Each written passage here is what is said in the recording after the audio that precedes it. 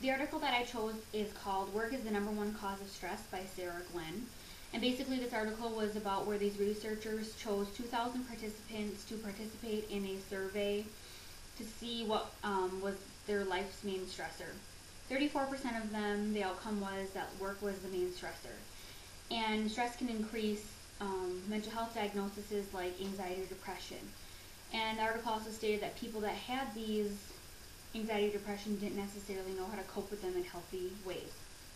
The first aspect that I'm going to tie into the book is on pages 81 through 85, and this is the listening communication aspect. And this basically happened with the people conducting the survey. They had to receive the data, they had to understand the data and what people were saying about the stress. They had to remember the key points and break it down into categories to figure out which was the main life stressor. And then they had to evaluate the overall intent of the survey and make sure that they were getting the outcome that they were intending to get. The second one is on page 161, and this is emotional messages. And emotional messages are influenced by body, mind, and culture. And bodily reactions are the most obvious, and that's, in this article, it was with the stress, they would get sweaty hands or they would start sweating on their hairline. They would feel overwhelmed and didn't necessarily know when to start, so they would just kind of give up and didn't know what to do or how to deal with it.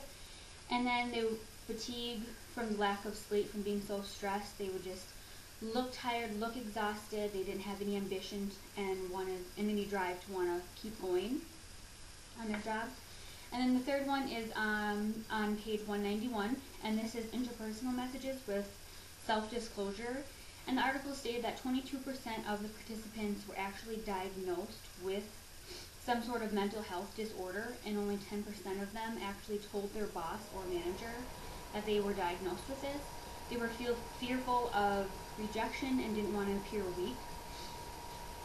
And so I learned that many people deal with stress at work and in life, and that it's important to talk about it, whether that's to family or to a doctor, and make sure that you figure out healthy habits to deal with the stress, and that maybe this needs to be brought to the boss's attention, and maybe they need to realize that if they would incorporate some kind of de-stressing activity for their employees, then maybe it would increase productivity and reduce stress and increase overall wellness for people in the workforce.